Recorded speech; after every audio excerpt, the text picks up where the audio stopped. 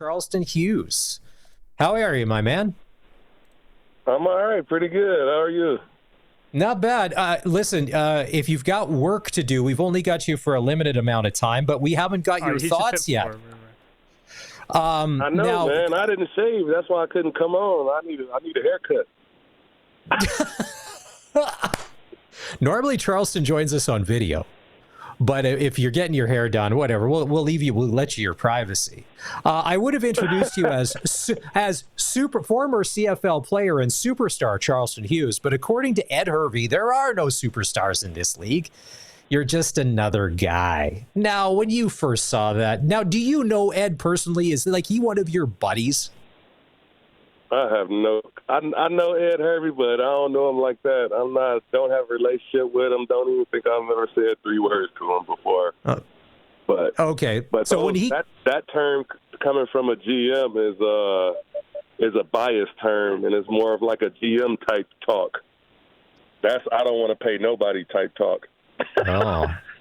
So so he's playing master negotiator, telling everybody, listen, man, you're just whatever, man, but you're not. There's no superstar. I don't see a superstar. I'm not paying superstar money. So is this a brilliant move, or is he just trying to get clicks and likes on social media and get the whole CFL fan base fired up? You know, man, I wouldn't put too much into it because I know what's going on when he's talking. When a GM's talking like that, it's just because they're worried about the numbers and the money. They're not worried about, they are worried about winning games. I wouldn't even put that out there and say that. But also they worry about money more than winning games. So if he's going to put something out that into the air, it's because he's trying to send out a message to all the players in the league that, hey, you're all the same. Now he's saying that in the context of saying there's no superstars, he's talking about people that transcend the sport, like a Muhammad Ali. I think Muhammad Ali was famous outside doing other stuff, not just because he was a boxer and Conor McGregor. Okay, well, whatever, but you say it now. But last weekend, Charleston, they had the CFL Combine in Regina, and if you're one of these young guys and you're going to be going into the interview room with the Edmonton Eskimos and Ed Hervey's sitting there, are you going to try and stay buttoned up, or do you have the stones to kind of call him out and say, what did you mean by that? What would Charleston Hughes do in that situation? You definitely don't want to call him out when you're a guy still looking for a job or still trying to make a team. But the one thing is just because I'm not in the league no more, I'm more of a veteran player, and I've been in that league. And for him to try to compare Muhammad Ali to anybody in the CFL shows how absolutely ridiculous that is.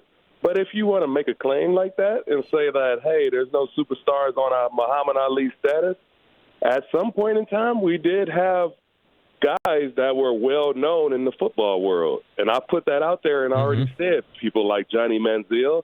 I don't care what his performance was like. He was known on a national level on North End. He was known on a national level worldwide, really, if you really want to go like that, because he played in that fan favorite football league where the fans control the league. And I don't even think that was an American thing, was it?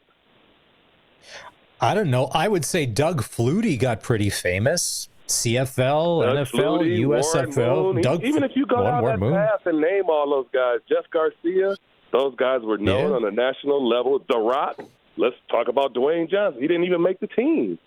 And he's still known on a national level and connected to Calgary. Yeah, there's that famous story that's why he named his production company $7 Productions, because after Wally cut him, he left town. He had $7 in his pocket. He was sleeping on a mattress he found behind a dumpster behind a hotel across from McMahon Stadium. Like that, I would say The Rock is probably a pretty generational person that's known worldwide. Now, maybe Ed's saying there's no current superstars. Well, that's the past. Now, if he made that statement and said there's no current superstars in the league, okay, he might have a slight argument there. Okay. But at the same time, guys are known on a national level throughout Canada. And that's the thing. Being Canadian famous is one thing. Like, I will give you an example. The band, because the anniversary happened yesterday. I think it was yesterday back in 1990 or 91. The band The Tragically Hip played on Saturday Night Live. Now, maybe they weren't very well known in the States. If you were into that music, yes, but not anything that is like front page news. But in Canada, everybody knew who The Tragically Hip was. Even if you didn't like them, you knew who they were. So that's kind of the Canadian famous and famous. That's a real slippery slope, right? You know this. You played in the CFL. You can be CFL famous and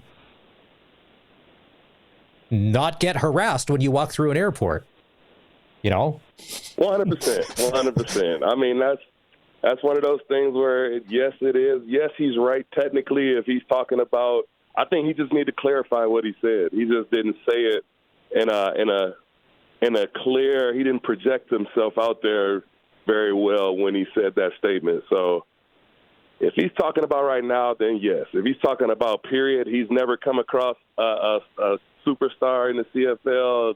He's pretty much, he don't know what he's talking about. He's out of his mind. In all the interviews I've ever watched or the interactions he's had with the press, he doesn't necessarily seem like he's the friendliest guy. So when I first read that, I'm like, that doesn't seem out of character for him. Because he kind of scares me a little.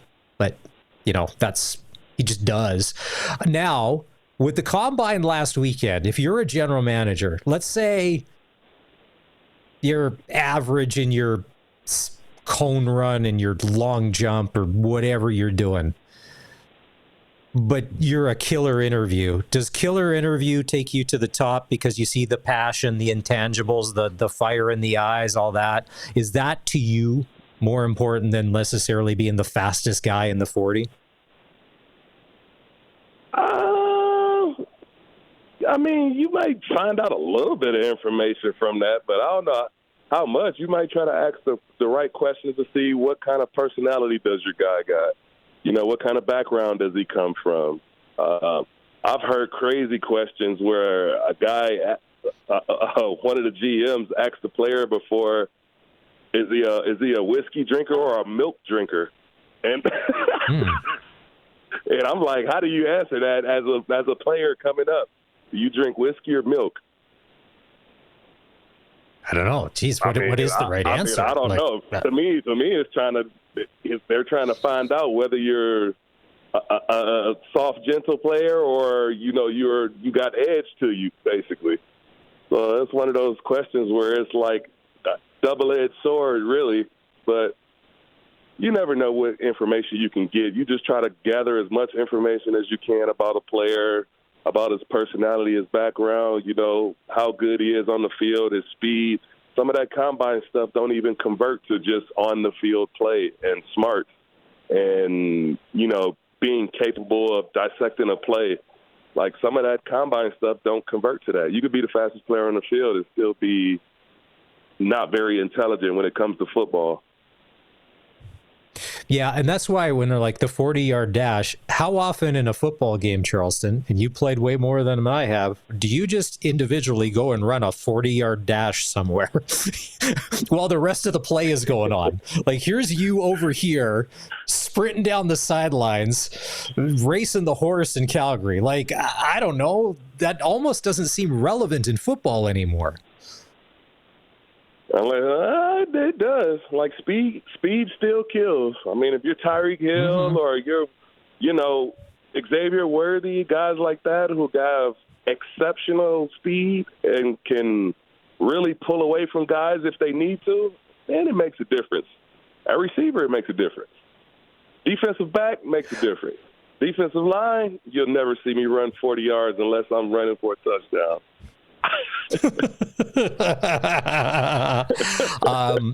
Did you ever go through any combine situations when you were coming out of college or anything like that where you had to go through and face all what these guys just had to last weekend? Yeah, I did. I went to 4 different pro days when I was coming out my senior year. I went to Michigan's pro day. I went to Grand Valley's Pro Day. I went to Saginaw Valley's Pro Day, and then I had my own Pro Day at Northwood University.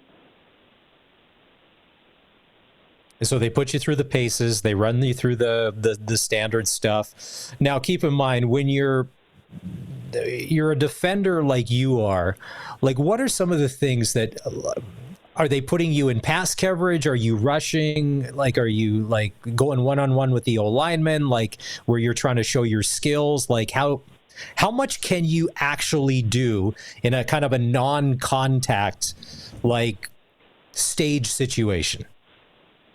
Oh, man, you can do a lot, man. They like after you get done tested and everything and they want you to do some field work stuff, that field work stuff is nothing more than to find your breaking point. It's nothing more to see how many drills is this going to take full speed for you to get tired and your technique starts to crack and break down.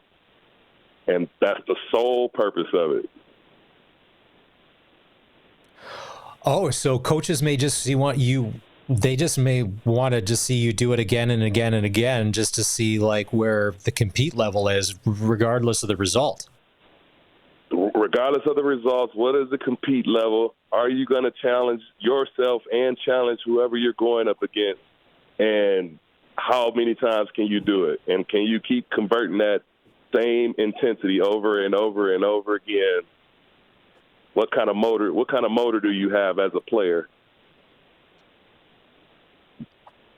Did you know, like, if you had 4 pro days? At the time, I didn't. Like, did you know there was, like, out of the 4, is there one you came away going, oh man, I blew this. Like, I was not my best. Like, you just didn't have a good day. And like that, you know, we've all been on job interviews and not got jobs, right? We've obviously done something that didn't get us the employment contract.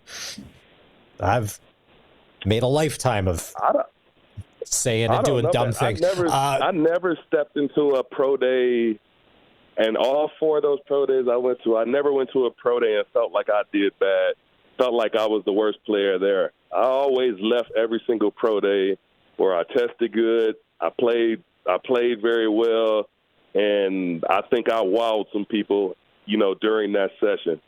And you got to think, I was with some of the highest recruits in all of Division I football, basically, especially at Michigan. Real quick, the New York Giants signing quarterback Russell Wilson to a 1-year deal, $21 million. Wow. Do you think that Wilson can help turn the Giants around? I think he redeemed himself in Pittsburgh to show that he can still play, you know, and win some games. Will they be any better than they were the year before, the previous year? Let's see. His numbers last year. It threw for 2,482 yards, had 16 touchdowns, 5 interceptions, 63.7% completion percentage. He led Pittsburgh to a 6-5 record as a starter. I don't know, but to me, what do the Giants have? It's not the biggest risk they're going to take. Look at all that dead cap money they have with Daniel Jones. This is probably the intriguing one since he's coming off an injury. The New England Patriots going to be signing wide receiver Stephon Diggs to a 3-year, $69 million contract, $26 million guaranteed. Now they're saying he just played 8 games last year with Houston. They're saying that he should be ready to go for game 1. Did you ever have an ACL in your career? Never. Never? Man, I'm man of steel. What? Okay. Hey, Man of Steel. Hey, Superman. Question. Because it made you're cool. You had a good look. But when you started wearing that elbow brace, and I know it wasn't for vanity, it kind of made you look cooler. What was wrong with your arm that you had to wear that brace when you were playing for the Riders? I had a bone chip inside my elbows where I couldn't bend or straighten my elbow. So instead of getting surgery, I put a brace on and just played with that bone chip in my elbow. So sometimes, like, my elbow lock up, and then I can't bend it or straighten it. So I just got in a happy medium pose and put my arm in a can't bend it or straighten it, and locked my arm into that place and continued to play the season. Like, how have that injury for? Well, I had it for pretty much the whole year. The minute you saw me with that brace on, I played maybe 10 games with a piece of bone floating around in my elbow. Okay, on a scale of 1 to 10, how painful was that? Oh, it was pretty painful. It definitely hurt. It wasn't nothing that made me happy to play with. It was just something that I just sucked it up and said, let's go. So it's one thing to wear a brace in a game, because if you can't straighten your arm, and that would be painful. What about in your personal life? Because football is 1 day a week for 3 hours. Did you have to wear that thing all of the time because of just the situation you were in? Oh, yeah. Had a brace on, had a sleeve on, and kept having to get therapy to try to remove the inflammation from that bone floating around. Yeah, it was tough, man. It was tough at that time. It's the crazy thing about football. That's the stuff that people don't know about and fans don't know about, that every player that goes into every game isn't 100%. You go into a game maybe anywhere from 60 to 80% every game. You try to get to 100, but with all the pains, aches, and bruises, you're never 100%, man. You go into every game hurt. So by Halloween and into November, like, is it just like a walking MASH unit basically, and guys are just like doing whatever they can to strap it up and get out there? Yeah, like you said, as fans, we don't see this. We just see you run out of the tunnel, helmet on, jersey on. All right, let's go, because we all probably feel kind of okay. Like, maybe we just obviously need to appreciate that a little more. That you have no idea what guys are going through just to get out there. Oh, yeah, it's rough, man. It gets rough sometimes, but I know I played through a lot of injuries in my time. I played through a Liz Frank in my foot. I played through my elbow injury. I played through a broken finger, and I still haven't gotten fixed yet, but yeah, I played through quite a bit of injuries, and I've known guys to play with, MCL or ACL tears or meniscus tears and continue to play, put a brace on and continue to play. I suppose because it's job security. If you're out there on the field, no one else can take your job. But if you're not, like, next man up, and you may not come back. And I can understand. I mean, maybe the Ryder situation was different, but it seemed like when you were in Calgary, whether it was Wally or Huff or whoever, they always had the next man up. And you told that story. You didn't even want to take plays off in practice because the next man up could steal your job. So I completely understand that. Now, did they tell the players now, like, listen, if there is something up, or is that just a code among players? If you're football tough, you just don't say it and you just grit your teeth and trudge on, because that's what you do for the team. Yeah, you just do it for yourself, man. I mean, you try to stay out of that. You do what you can to get therapy, get massages, get, physical therapy outside of the team, and you do whatever you can to stay out of that training room as much as possible, so no reports are on you. When you start getting reports on you, they start knowing that you're hurt and knowing that, all right, we got to be careful on what we do with this player. So you just got to weigh your options on, when to take time off and when not to take time off. Now, I think you said, are you on your way to get your hair done, or you just got your hair done? No, I just need a haircut, man. I need to go get my hair cut, my beard shaved. You ain't about to get me on camera looking crazy. Okay, well, I'm just so Randy Chevrolet. Well, listen, I don't know how often I shave my head every day, so I can do that. So Randy Chevrier, who's going to be on with us after 5, in honor of the Combine on the weekend. Oh, double C's. We got to track this down on Twitter. He decided to do the bench press. He put up 26 reps in honor of the kids going through the Combine. Just he rattled it off. Next time you're in the gym doing an upper body and maybe you throw on your phone, just text it to me and we'll put it on the SportsCage Twitter of you like rattling off reps. Is that still part of the workout repertoire? You'd still doing straight bench? Yeah, man, I'll knock it out now. I'll do it in honor of Randy Chevrier because when I came to the CFL, I worked out with him every single day my rookie year playing in Calgary. Me and him in the gym every single day. Here's the best part about Randy. Not only was he a pretty good football player and he's an imposing figure, he is one of the absolute nicest people you will ever meet. And anytime we either text or chat or see each other in person, he's just an awesome dude. I'm sure you probably got the same thing from him. 100%, man. He was one of those guys that was a leader on the team and kind of took me under his wings and showed me what to do in the weight room, showed me how to lift, how to be a professional. He had my back my whole rookie season. When I did get sent home and cut, he went up there and campaigned for me to, the GMs at the time, Huffnagel and those guys, and I ended up back with the team. So it was definitely a pleasure having him in my corner, and I can always call on him as a friend. That's good. So we're gonna find that video and we'll put it up. But yeah, Randy busted out 26 reps at the gym on the weekend. I'm gonna see what I can do. I'm gonna go in his weight room right now, as soon as I get my haircut, and I'm gonna go see how many I can crank out. Well, he did 26, just off the cuff, phone on, boom, 26 and done. Like he could play tomorrow if he had to. Coach, put me in. I'm ready to go. All right.